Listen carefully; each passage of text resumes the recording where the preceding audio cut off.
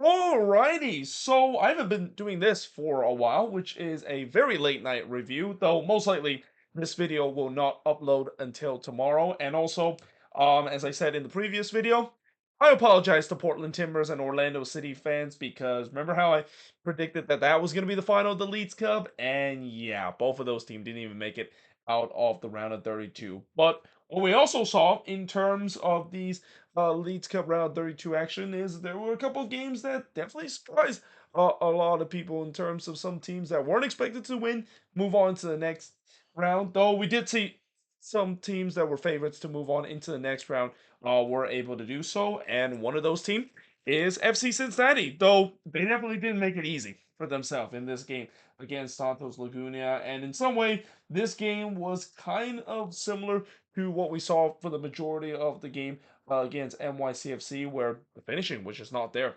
for this team.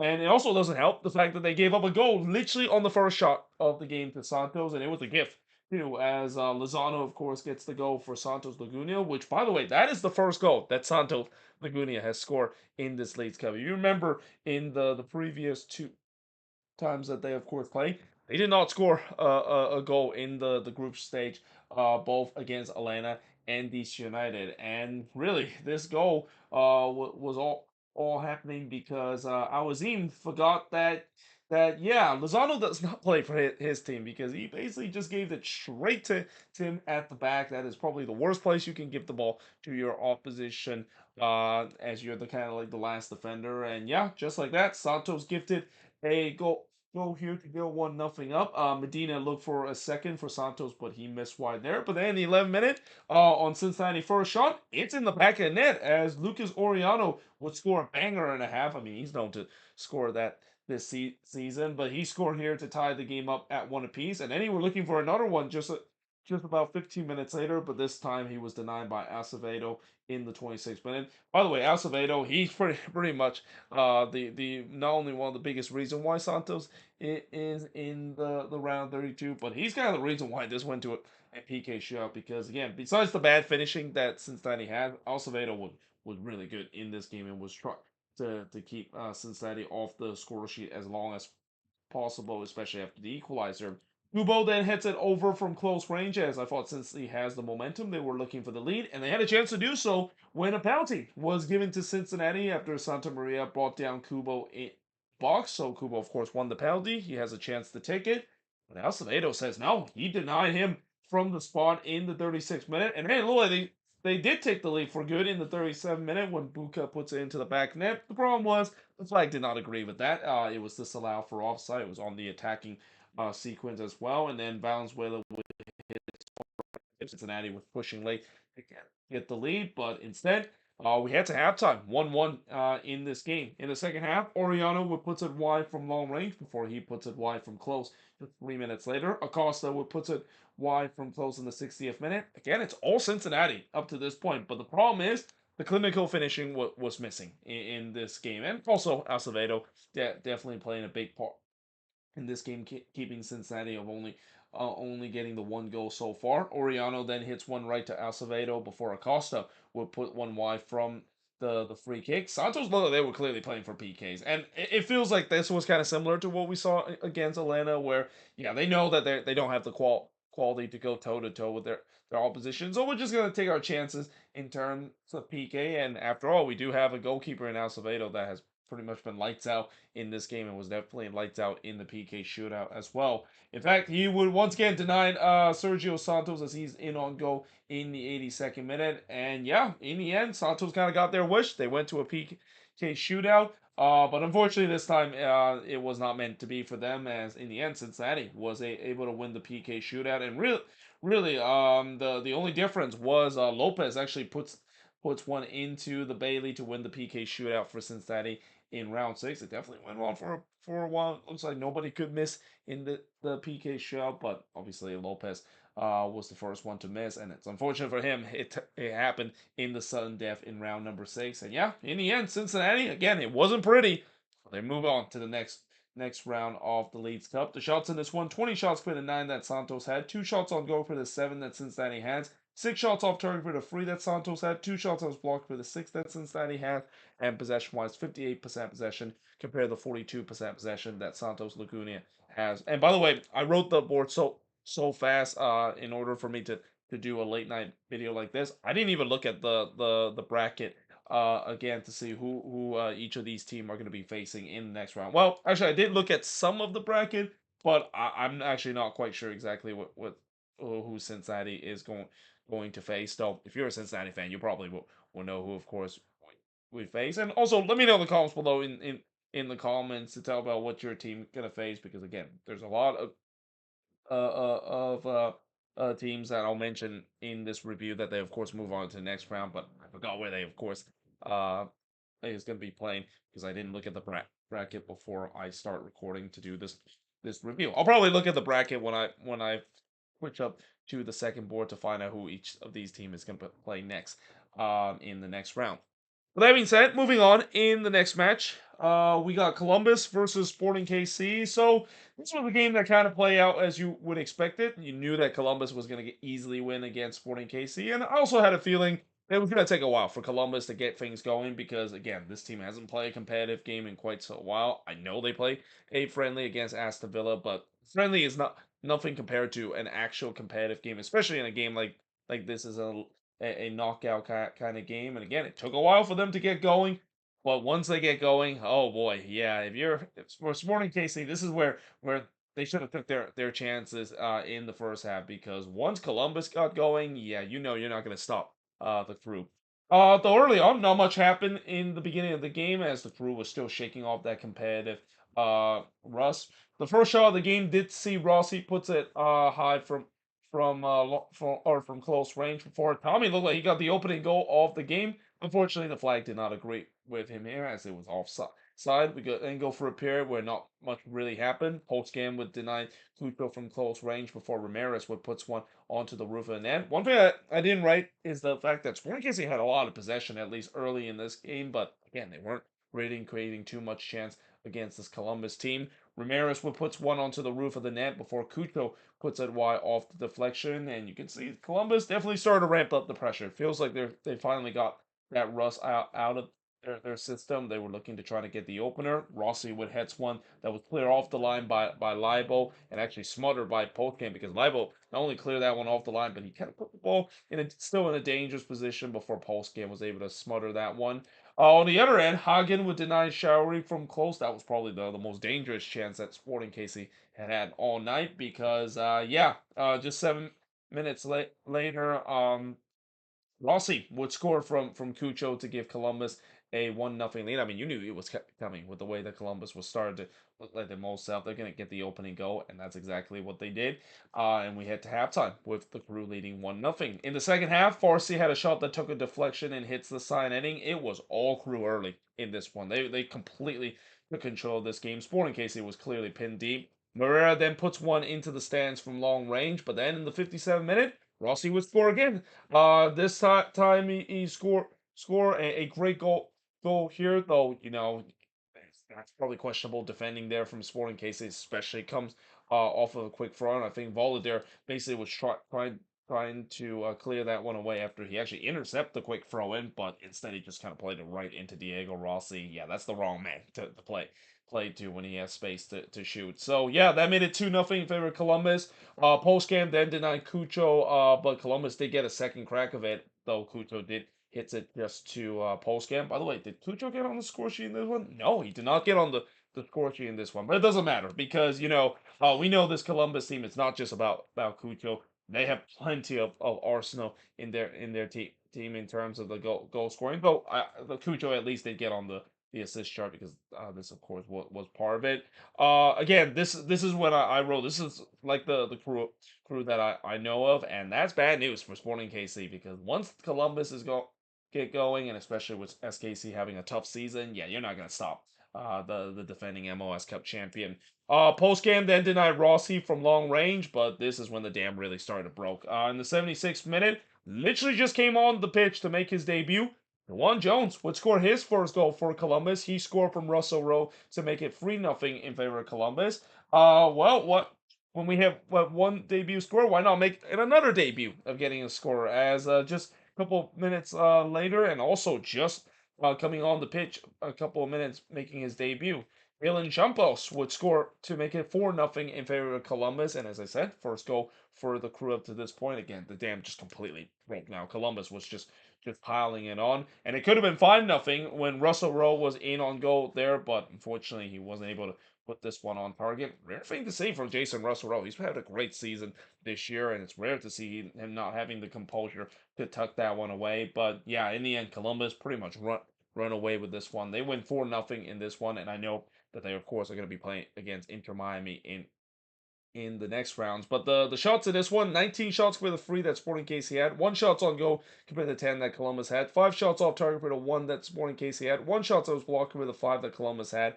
and possession-wise, 61% possession compared to 39% possession that Sporting KC has up to this point. And you know what? I'm just gonna actually pull up the Leeds Cup bracket as we speak because now I'll probably know who exactly each of these teams are facing when I just go through here. But yeah, I already know that Columbus, of course, are going to be playing against Miami because I already mentioned before in my last video that Miami is going to be playing against the Columbus Crew, and that's going to be a heck of a round of 16 matchup. That already looked like it could be a matchup too good to be a round of 16 team matchup. But yeah, that's going to be a heck of a game, and especially with the Crew. Again, if they play like this, which when they're playing at the best, as what we saw in this game, no one's gonna stop this team. Like not many MLS team or even any Liga MX team is gonna stop this Columbus team when they're playing just like this.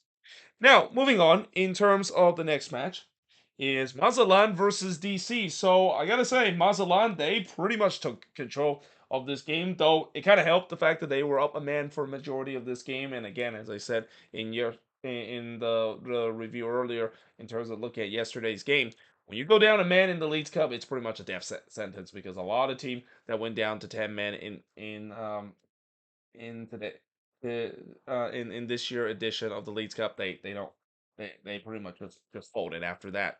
Now, early on, I also want to mention the pitch was in perfect condition, so I don't know why in the world the last game what was being canceled and not playing at Audi Field and instead moved to Subaru Park because again they did a really good job in terms of keeping the pitch, and it can't be just a couple of days where the pitch I heard was in terrible condition to a point where it looked like it's in great shape. Bersinas then puts it right to Bono in the 9th minute before Sierra hits one right to Bono in the 12th minute. Mazatlan had started well as clearly DC did not start on time in this game. Arcega then puts it right to Bono in the 26th minute, and then a couple of seconds after that sequence, Jared Stroud would get him his marching order in this one, and apparently it looked like on the replay he swing his arm intentionally to Arcega. There now did Arcega kind of made a bit of a meal out of that? Yeah, obviously he made a meal out of that, as it is the case with Liga MX's team, but still you just can't do that, and especially in the age of where VAR and the camera is everywhere, you're not going to get away with that. So yeah, DC were down to 10 men. Bono would then deny Sierra from close before he denied Arcega from close again, and it's just all Mazatlan. You just kind of had a sense that eventually they are going to get the opening goal, and it happened in the 36th minute as Barcenas would score from Del Peretti to give Mazatlan a 1-0 lead. It also came off of a deflection, so unfortunate there for DC, but you knew it was coming, this goal, with the way that Mazatlan were putting a lot of pressure, and this is also kind of when the dam really broke for DC because just 6 minutes later, Rubio would score from Escoboza to give Mazatlan a 2-0 lead, and DC actually finished the entire first half without a shot on goal whatsoever. So yeah, obviously not ideal, at least for them. But again, it's not a big surprise consider they're down to 10 men, and that yeah, they look like they were gonna be folding in this game. In the second half, Schlick did have the first shot for DC, but he puts it wide from close before Bono denied Rubio from close in the 61st minute. Then he denied Arcega but it recycled back, and then he had to deny Brasinas from close range. I feel so bad for Alex Bono in this one because he actually made a lot of not only a lot of save, but he actually made the second most save that any goalkeeper has made in the Leagues Cup behind that 16 save heroic that Dane Sinclair of course had against on the Coxa because his backline pretty much were non-existent. It feels like when they're down to 10 man, that entire backline just declined. They're not gonna play whatsoever. But there was no doubt that Mazatlán was pressing for a third goal, but instead, really completely against the run of play and something that kind of finally woke DC up. Mateus Click would score an absolute golazo from Rodriguez to make it 2-1 in favor of Mazatlán, really against the run of play because up to this point it was all Mazatlán in this one. Diaz then looked to restore the 2-goal lead, but he was denied by Bono. Nick then clear Coman's shot after just DC giving the ball away in their own half. Not the first time we have seen that happen throughout this game. It happened a lot in this one. Bartlett then hits it wide from close as DC was pressing hard to try to get the equalizer. And Mazatlán kind of hold on a little bit late in this one. They kind of made a little bit to sweat because of the 1-goal game. Gutierrez then denied Miro from close range in the fifth man stoppage time. But yeah, in the end, Mazatlán they do win 2-1 in this game, and the shots in this one 15 shots for the 8 that DC had, but Mazatlán had 14 shots on target in this one.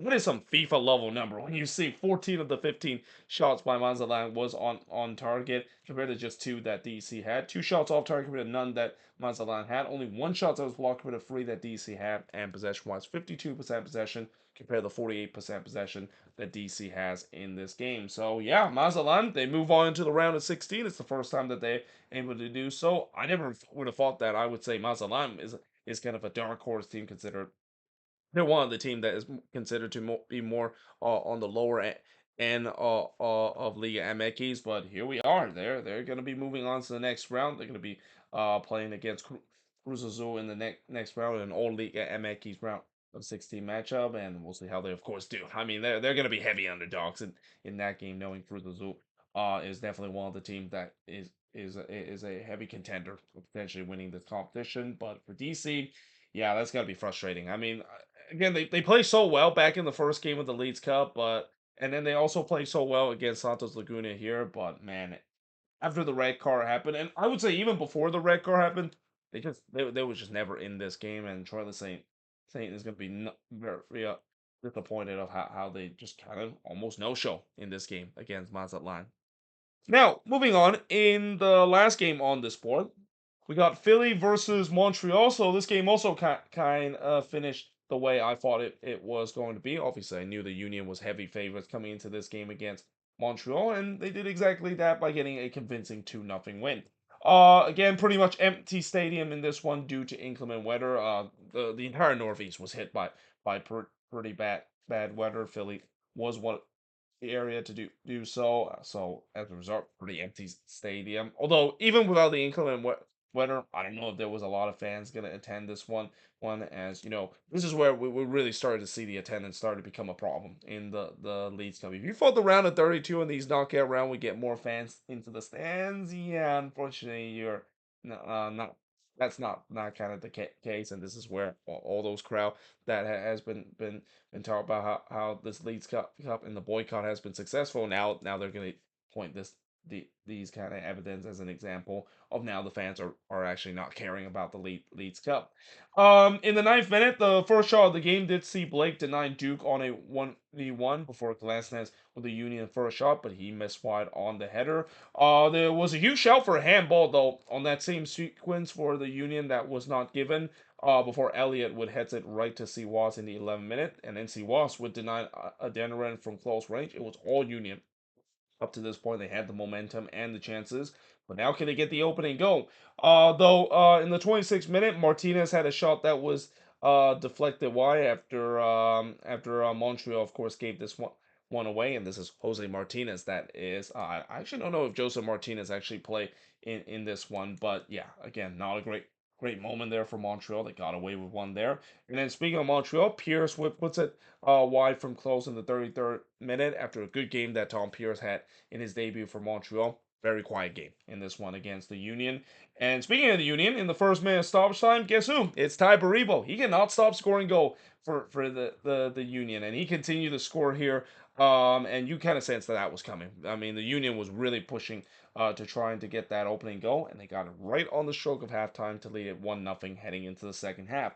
In the second half, Siwas would deny Adanaran from close before Lassiter would puts it wide from long range. Not much really happened, at least in the beginning of the second half, which I thought that favored the Union, knowing that they are the team of course have the lead. Burrito would then puts it wide on the header before Yankov would puts it wide from close range in the 81st minute. A rare opportunity for Montreal. And then it looked like there was a red card that was handed out to Bizo, but then they did go to VAR to see whether or not if Bizo foul on Ibrahim is considered to be a reckless challenge. And I think in the end they got the call right. I don't think this was reckless. This was not studs up as it originally looked like it was going to be the case. So yeah, the red card was downgraded to a yellow there. So the Union, of course, able to stay with just 11 men. But really, as the time winds down, the Union looked like they were packing this one in, trying to make life hard for Montreal, who hasn't really created too much chances in this one. And then in the 6 minute stoppage time to really make sure they secured this win. Ty Baribo would pretty much put the lights out of this game as he scored for McGlynn to make it 2-0 in favor of the Union. He came off of a lightning counterattack because, Montreal, they were pushing so many men forward to try to get the equalizer, and they got caught on the transition here. So, yeah, in the end, an easy 2-0 win that the Union had against Montreal. The shots in this one, 13 shots for the 8 that Montreal has, 2 shots on goal for the 7 that the Union has, 3 shots off target for the 4 that Montreal has, 3 shots on block for the 2 that Montreal has. I actually forgot to the possession stats in this game, so let me just pull that up right now, if I can. But I'm pretty sure the possession stats is going to be heavily favor the Union in this one. Let me just pull this up. Okay, where we are. Oh, there he is. So let me just pull. This is what happened when you decide to write the board so quickly that you forgot to put the possession stats on the board here. As I'm trying to load this up. Oh no, actually Montreal actually had more of the possession, 54% possession compared to the 46 that Philly has in this game. But again, the story, throughout this league's coming really throughout nowadays. It doesn't matter what you do with the possession. If you're not good with the possession, you're not gonna win a lot of games, and that's kind of what we saw in this game as well. With that being said, I am now going to change boards and look at the next free games that has happened on the other board, because this is going to be the first of 3 boards. As I put 4 games here, I put 3 more on the second board, and then soon I'm gonna erase the second board and basically look at the last 2 games to finish off this busy Leeds Cup action to round up the round of 32. Also, by the way, I forgot to mention that with the Union winning against Montreal, they're going to be playing against Cincinnati in the round of 16, and that's another big matchup considering both of those teams and how that seems like it's become a bit of a rivalry match between Philly East versus Philly West. But that being said, moving on in the next one, and like I said, I apologize to Orlando City fans that I clearly jinxed this team because in a video I made that I predicted that they were gonna make it out not only in the round 32 but went on to win the whole competition. Yeah, they didn't do that. They stumbled in the round of 32 against Cruz Azul, and it wasn't because they played badly in this game, but problem for Orlando in this one is that they just didn't take their chances. And how many times we have said that when you're a team that is definitely the more inferior team against a Liga MX side, you have to take those chances, and unfortunately Orlando didn't do so. Now, in the first half, Angulo puts it wide from close before Torres puts it high on the volley. I thought it was a positive start for Orlando as they were looking for the opener. Yakimakis then hits one right to Galese. He was pretty quiet, at least for most part of this game. Well, I say he's quiet, but he did have some chances in this one. But overall, he didn't really force Galese to make some big save. And this is a guy that he is definitely one of the biggest weapon for Cruz Azul. I mean, just as Atlanta fans, of course. course, how that is. But the shots only two apiece 30 minutes into this one. Mayer would then deny Enrique from close before Rivero puts one into the stands. For Holson then hits one right to Mir as the chances start to come for both of these teams. But really, most of these chances were kind of half chances, and nothing really trouble either the goalkeeper. Yakimakis then puts it wide there after for Holson gave the ball away there. So yeah, that was pretty fortunate there from Dagger Dan and also for Orlando City there because yeah, you do not want to give the ball away, especially with Yakimakis have a chance to capitalize on that. But we do head to halftime scoreless between both of these teams. In the second half, Rivero would hits a free kick that was punched away by Galese. Cruz Azul, I thought they dictate the start of the second half. They were looking to outwork this Orlando side in a mugging night as usual in Orlando. Enrique would then puts it wide from close before Torres just missed wide from close range. That was probably the best chance that Orlando City has. And with how Facu Torres has really started to rediscover his form in the last couple of weeks, that is one you expect him to bury. But there was no doubt that Orlando was getting the chances. But will they regret missing these chances again at some more superior side? Spoiler alert, they will. But the shots were 10-9 for Orlando up to this point. Ojeda would hit one right to Mir before Mir denied McGuire from close in the 78th minute. So Duncan McGuire returning for Orlando City after being on the Olympic squad. He didn't really make too much impact in this game. Pivoli then tried to chip Galese in the 89th minute, but he missed that one badly. I mean, I get the idea of him trying to chip the keeper, and again, we've seen this more happen than not that players will chip the goalkeeper because the goalkeeper maybe come off the line a little bit too much, where there's a chance he can take it over. But yeah, not only it wasn't anywhere close to being goal, but just kind of a wasted opportunity, especially late in the game. So that being said, in the fourth minute stoppage time, Galese probably had to make the biggest save of the night as he robbed Sepulveda there from point blank. But Antuna did get the rebound to it, and he had a chance to put it in, but he missed that one wide. The flag went up there, and I think this was before when Galese robbed Sepulveda on a great opportunity. So in that sequence, it wouldn't have counted, but certainly a big save there for Galese. And Galese definitely didn't know when he made that big save on Sepulveda that the flag was gonna come up. But we do head to a PK shootout as both of these teams can't score in regulation, and in the PK shootout, we went a couple of rounds, but in round number 6, it's Uro Antuna, the former Galaxy man. He wins the PK shootout for Cruz Azul after for Holson missed his penalty in round number 6. So yeah, in the end, Cruz Azul is moving on into the next round. It's the second straight PK win that Cruz Azul, of course, has had, and so far Cruz Azul has been in nothing but PK shootout. They were in a PK shootout against Charlotte. They lost that one. They were in a PK shootout against the Union. They won that one.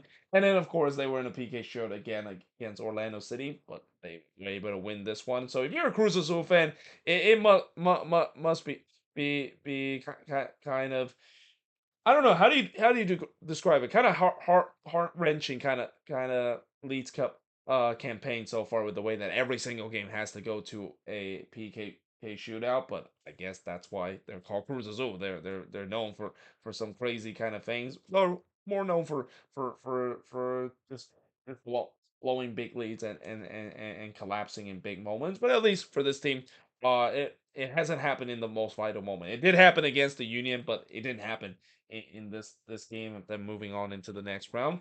Shots in this one, 15 shots for the 11 that Orlando has, 6 shots on goal for the 4 that Orlando has, 5 shots off target for the 6 that Orlando has, 1 shot that was blocked for the 3 that Cruz Azul has, and possession-wise, 55% possession compared to 45% possession that Orlando has in this game. So again, with this win, Cruz Azul is going to be playing against Mazatlán in an all Liga MX round of 16. But for Orlando City, again, I'm sorry, Lions fan, but also they didn't take their chances. And when you don't take your chances again, a superior team, this is exactly what happened.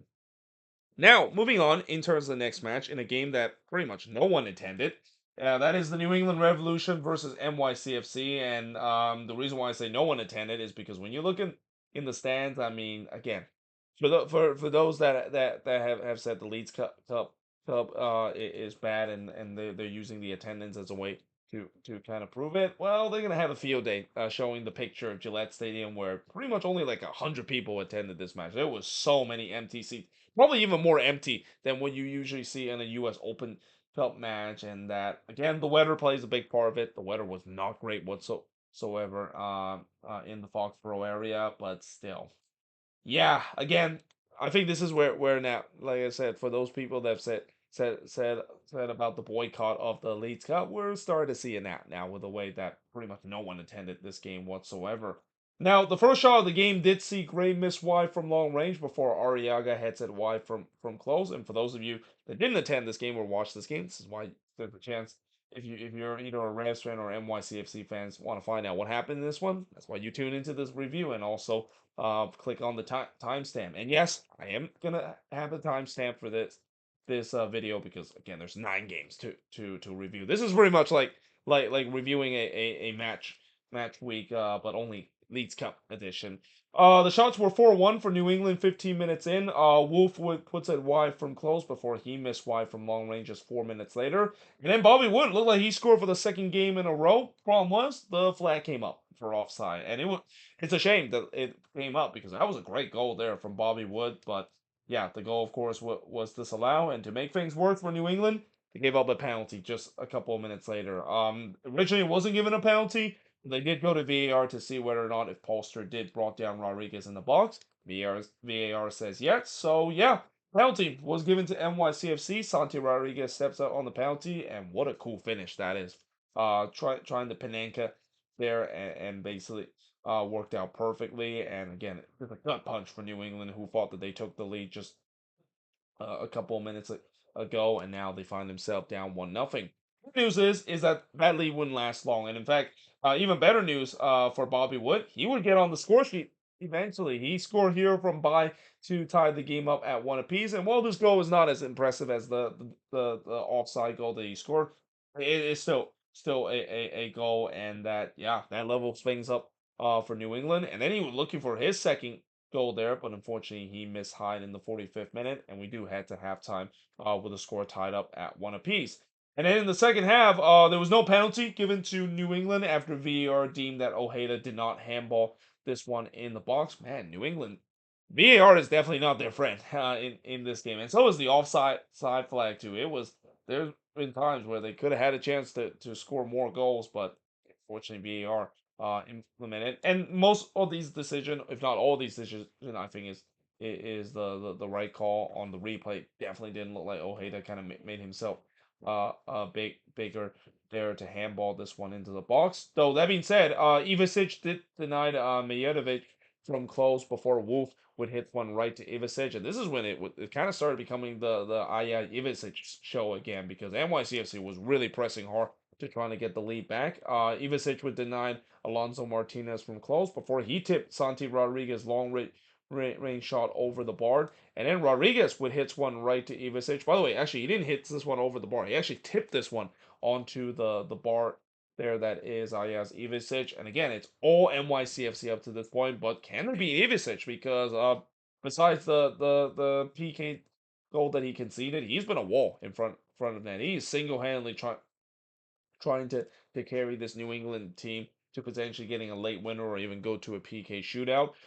Martinez would then head it wide from close range, but in the end, just like this game, it went to a PK shootout. Yes, there were a lot of games in terms of this busy action that actually did went to a PK shootout, and again, this is another one of it. And this one actually went on for a while, and actually went on the longest out of any of the PK shootout that we had in the round 32. But in round number 7, it's Justin Hack winning the PK shootout for NYCFC in round 7 after Mark Anthony Kane missed his PK in round number 7. And yeah, in the end, NYCFC move on into the next round via the PK shootout, just like what we saw a couple of years ago in the playoffs. And they well deserve it too when you look at the overall game in the stats chart. 15 shots for the 6 that New England has, 6 shots on goal for the 3 that New England has, 1 shots off target for the 3 that NYCFC had, 5 shots was blocked for the none that New England has, and possession-wise, 58% possession compared to 42% possession that New England has in this game. And again, NYCFC well deserved to move on with this win. They, of course, are going to be playing against. Oh, they're gonna be playing against Tigres in the next round. So yeah, good luck NYCFC. I mean, on paper, NYCFC is probably happy that they're moving in the next round, and then they realize now they're gonna be playing against a team that could potentially be the favorites of winning this whole tournament. So no pressure for NYCFC, and especially they got to be better in terms of their finishing if they want to keep it close against Tigres. Though it's not going to be easy because if you thought that beating Ayaz Ivicic is hard to beat, trying to how Guzman of Tigres, and especially of all his shithousery that he put. And really for New England, this result is not to no surprise. I mean, I'm pretty sure Revs fan realize that this is just kind of a bonus game because this team is injured to hell right right now again. There's just no chance that with the way how much injury that they've been suffering lately and even throughout this Leagues Cup, they had no shot in terms of moving on into the next round. With that being said, moving on in terms of the last game on this board, before I'm gonna have to erase the board and put in the last two games to finish up this review of looking at the 9 out of the 10 game that happened involving MLS team in the round 32 in the Leagues Cup on Friday, is St. Louis and the Portland Timbers. So I would say that the scoreline really didn't indicate how this game was actually relatively even. Both of these teams had some even chances. In fact, it kind of came down to the wire to decide whether or not if one of these teams were being more clinical in terms of finishing, or are we going to have another PK shootout? And in the end, the good news for the home fans, it was they are the one that finally found the clinical finishing and then eventually added another goal to pretty much put the lights out of this game. So early on, the home team almost got the opening goal as the post denied Betcher, but it recycled to Vasilev, but he puts it high from close range. Simon Betcher has done very well so far for St. Louis, and this is not a big surprise because he did very well doing his short time with the Whitecaps, and now returning to St. Louis. Of course, he went to St. Louis University. He's definitely playing very well for his new or at least returning home club. But there was no doubt that St. Louis has started the better side. They were looking for the opening goal, though the first shot for Portland did see more puts it right to Berkey. I don't know why I wrote Crapo there. He didn't put it right to his goalkeeper. But there was then a huge concern for the Portland Timbers as Evander had to be subbed off in this game for Ayala due to injury. I think he might have pulled a hamstring or so forth. Either way, this is bad news for the Portland Timbers, and they hope it's not a serious injury because Evander he's been the key to this team on the attack. He really started to show why he's worth the $10 million that the Timbers paid a couple of years ago, and losing him that is going to be a huge blow to this attack. But in the 25th minute, the post would then deny Durkin from the curling shot. Up to this point, the post has been the Timbers MVP and the nightmare for St. Louis because yeah, how many times St. Louis have came so close of getting the opening goal. Yarrow then hits it wide from the corner before Berkey denied Mascara from close range. Crepeau then denied Sorensen in the 40th minute, as I thought both goalkeeper was definitely on their game, and it's one of the big reasons why this is still 0-0 up to this point, and that will also be the scoreline as we head into the second half.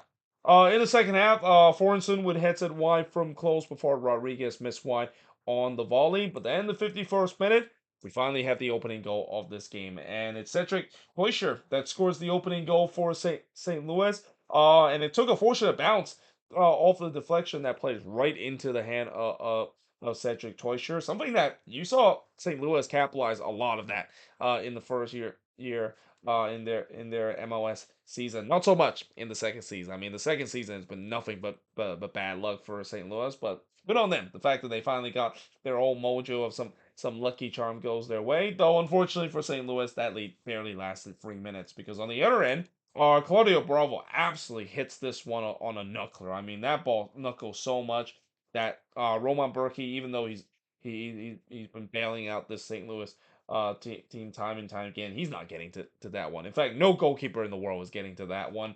So yeah, the game was all tied up at one apiece. Rodriguez then pulls it wide from long range before Durkin hits it high from long range, and you just kind of had a sense that this game is on a knife edge. It feels like it's up for grabs for both of these teams getting some chances, but who's going to get that crucial lead? Well, Betcher tried to do so, but he hits it wide from close before Crepeau tipped Toysher's shot over. But then in the 83rd minute, the other new signing for St. Louis would get the lead as Hardo would score from Leuven to give St. Louis a 2-1 lead. 5 minutes later, Betcher would pretty much make sure this game is all set and done as he scored here from Leuven to make it 3-1 in favor of St. Louis, though that was some bad defending there from the Portland Timbers. Not a big surprise that I'm saying that because that seems like at times that's been the problem for this team this season where the defense has been leaky at best. And yeah, in the end, St. Louis, they move on into the next round. With this win, they of course are going to be playing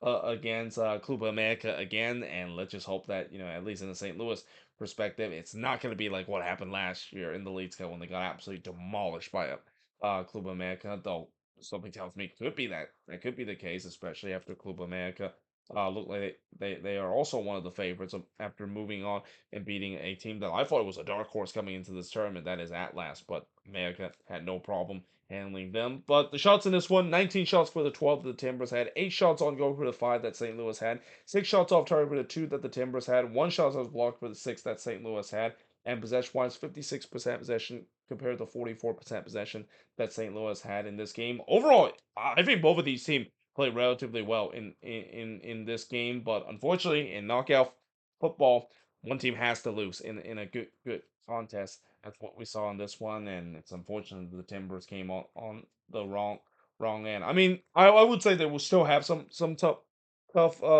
battle if they do have to face the likes of Club America, and this is also why the heck did I predicted that they were gonna get to the final. Oh yeah, it's because I predicted Atlas was gonna beat Club America, and then somehow Portland was going to squeeze by Atlas, and then them going all the way to the semifinal before going to the final. And yeah, that did not happen whatsoever. Again, this is why I said it back in my prediction when I filled the bracket that I have a feeling most of these prediction is gonna be wrong, and that I even kind of almost apologize to Timbers and Lions fans in advance that yeah, it's not gonna go so well. I'm sorry that I predicted you to make it to the final, only for both of these teams to pretty much get knocked out in the round of 32.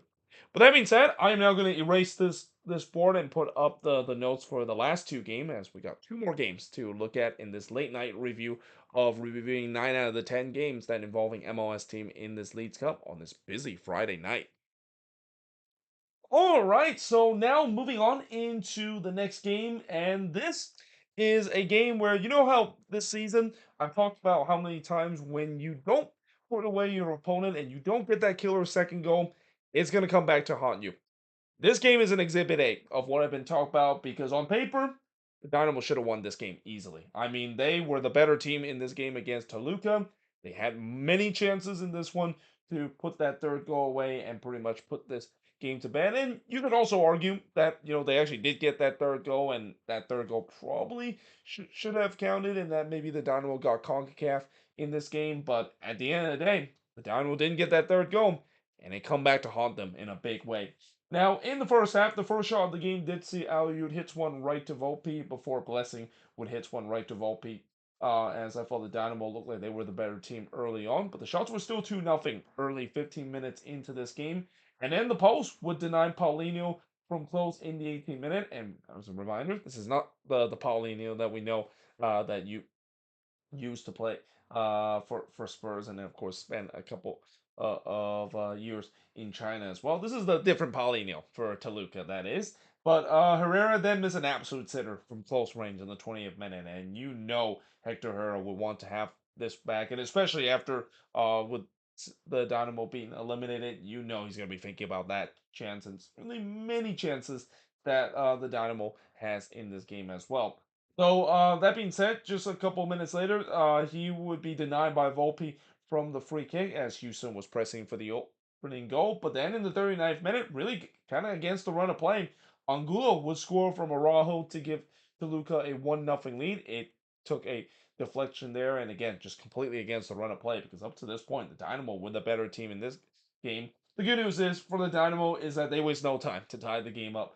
As in the 41st minute, how about Ezekiel Ponce? I mean, what a goal this is, where he kind of not only juggle the ball there, but able to juggle past a couple defender and puts that one in. Just kind of shows you how good he is, and that I'm pretty sure Dynamo fans are definitely salivating what he can bring to the table on the attack. But he scored here from Bossy to tie the game up at one apiece, and that would be the scoreline heading into the second half. In the second half, Fernandez would head it wide from close, as I thought Toluca actually started the second half as the better team as they were looking to try to get the lead back. That didn't happen though, because in the 63rd minute, this is a goal for Mikael, who has not scored this season, but he scored for the first time, and he kind of got to get the help from VAR too, because originally this goal was disallowed for offside, but they overruled the original decision. By the way, Escobar, of course, getting the assist there, and just like that, the Dynamo were leading 2-1 in this one.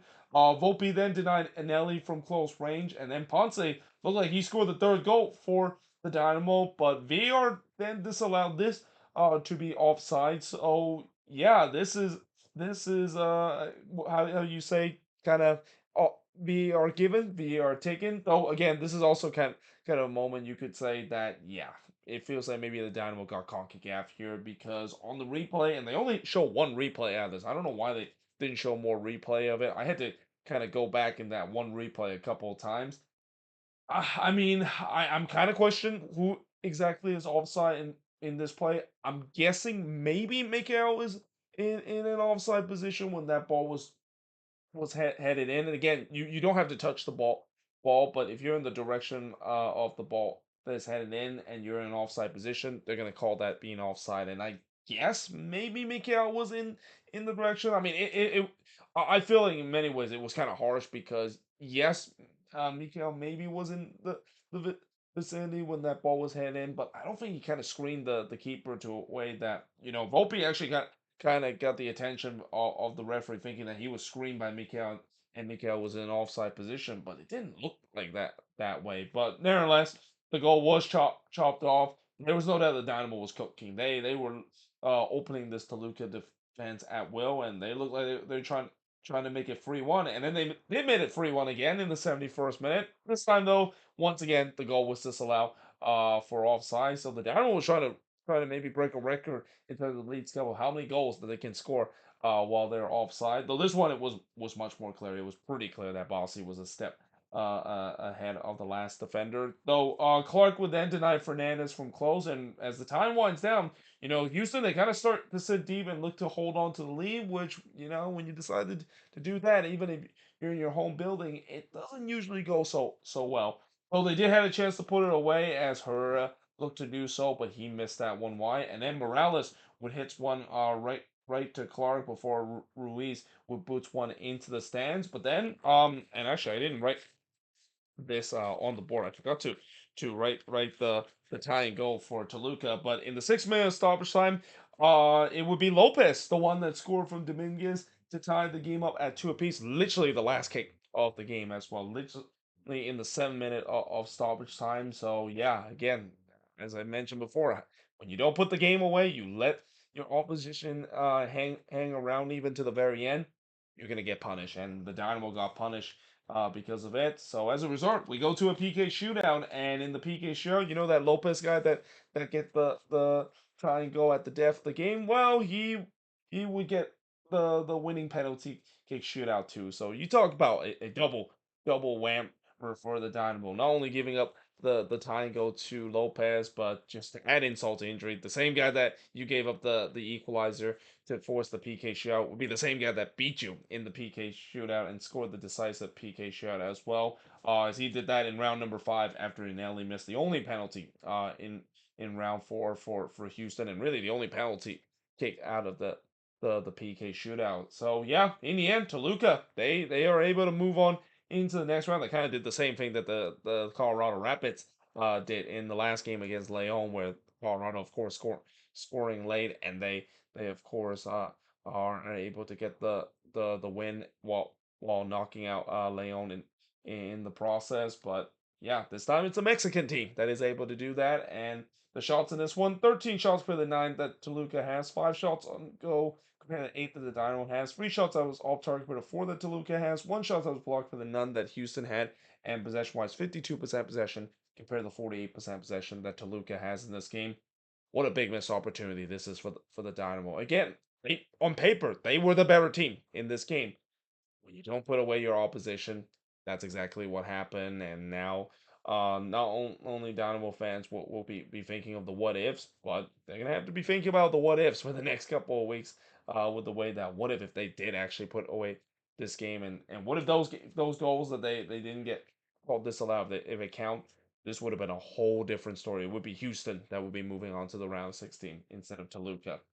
With that being said, moving on into the final game that I'm going to be reviewing. And by the way, I am really tired right now. I don't know if you can kind of tell from my voice, but I'm just really tired right now. I also just realized I didn't even put the shots number in the game between Colorado and FC Juarez. So I'm gonna actually just pull this up right now because again, right now it is 12:08 in the morning. I don't think I've done a review this late into the evening in quite some time. I mean, I used to do it, but today is Friday. And I pretty much worked the whole day, and that I haven't been able to take a nap at all throughout my whole shift. So yeah, I'm getting a little bit tired. I think after this video, I'm basically just gonna um pretty much upload it, set a timer to do so because obviously I'm not gonna upload this video like at 5 in the morning.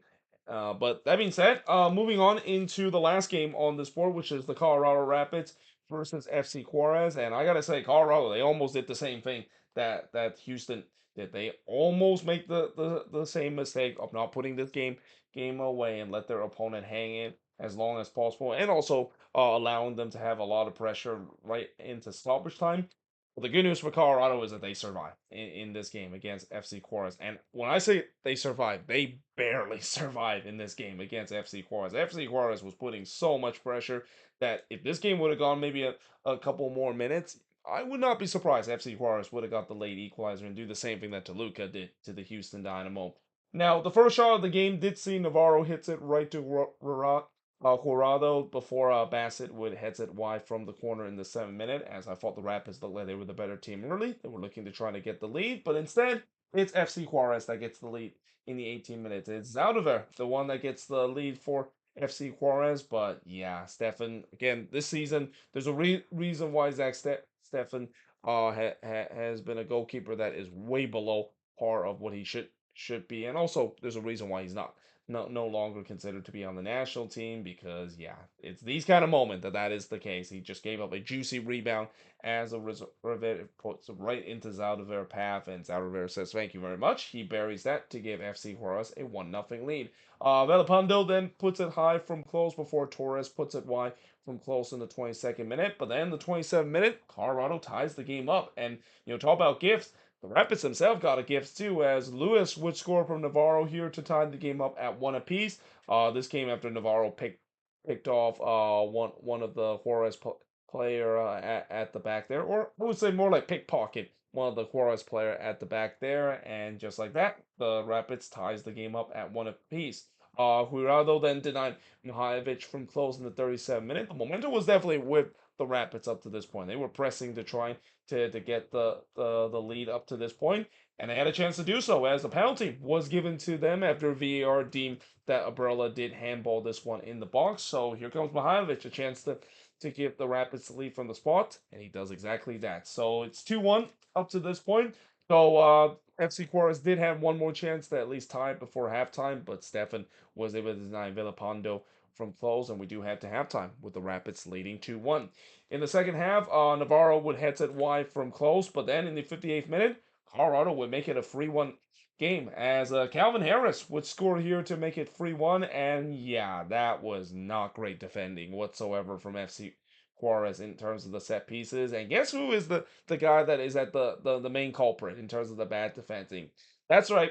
It's Francisco Calvo. Good to see that Francisco Calvo is still up to his no good in terms of making boneheaded defensive play. Because here, what happened is he's trying to clear this one away, and then it got blocked, and then he had another chance to do so. I mean, this header from Calvin Harris, it wasn't really headed with a lot of pace, and it feels like Calvo could have just easily clear this one away, but instead it just kind of went through his legs there, and then as he was trying to clear that one away, it was just too late to do so. So yeah, great to see that Calvo hasn't skipped a beat doing his time with FC Juarez, and that I can't believe he's still getting some regular minutes for for um for a top tier team, considering the fact that there's a reason why Minnesota and the Quakes decided to dump Francisco Calvo after how bad he's been for both of those teams doing those stint. Though in the 60th minute, Stefan would deny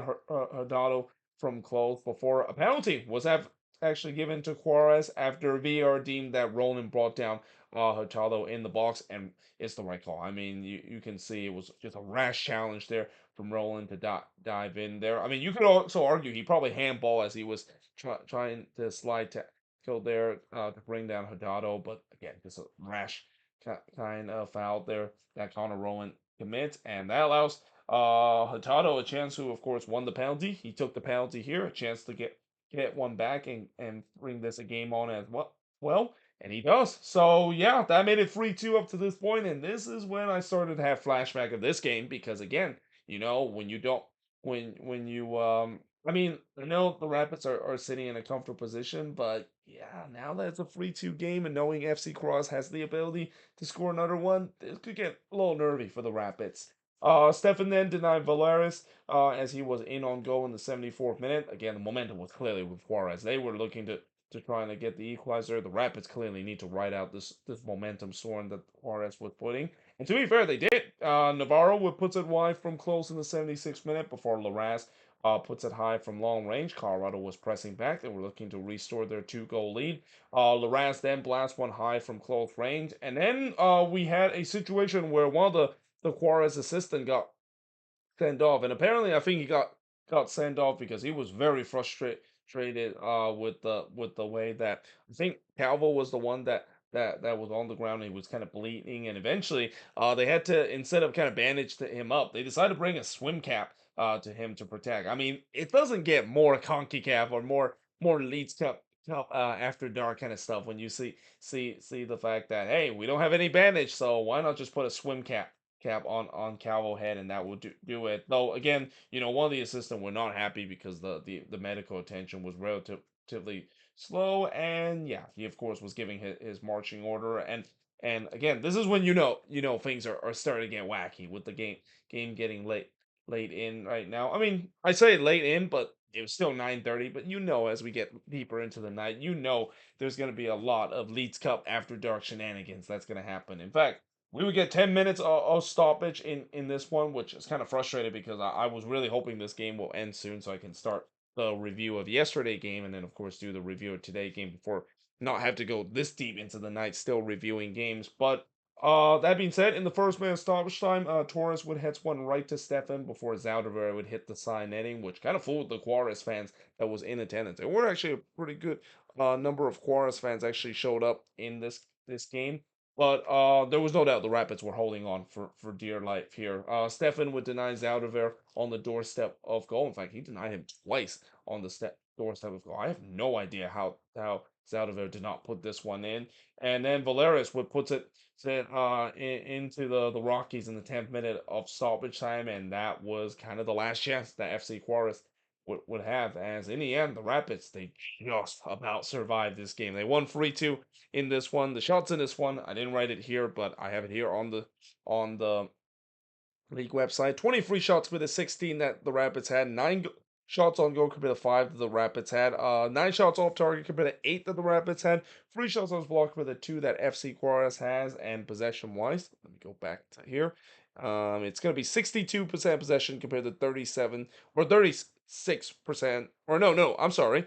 63% possession compared to 37% possession that the Rapids had. Yeah, I need to go to sleep after this reviewing this game. But yeah, in the end, the Rapids, they barely survived this one. But all credit has to go with FC Juarez. Again, this is a team that I've said it before. This is a team that they're not going to go away in games. This is a very kind of gritty kind of team, and yeah, they really put the Rapids to the brings. And again, the Rapids, they're very fortunate that they did not suffer the same fate that Houston did, because they were really holding on for dear life in that 10th minute of stoppage time.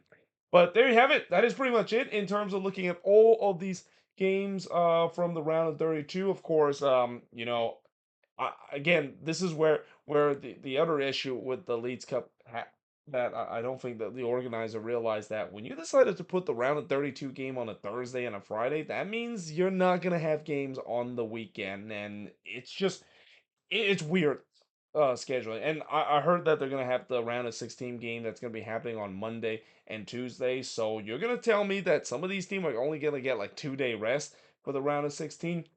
Again, we're gonna definitely do a video talking about the good and the bad, and maybe even the ugly in terms of this year edition of the Leeds Cup, because this has been a very controversial tournament. Though again, there are definitely some good part of this tournament. There's definitely some bad part, and then there's definitely some ugly part with the way that it is really crazy. The fact that there's going to be some teams that, if this is true, that they're going to be playing on Monday, that some of these teams are just going to get like 2 day rest before they play another game, and that's that one that's going to risk the health of a lot of these players, especially playing a short amount of a period, but also the quality is going to really drop in the round of 16 if some of these teams are just going to get like 2 day rest heading into their Monday match. But either way, like I said, that's for me to talk about when this tournament is over. Talk about the good and the bad, and especially the ugly in terms of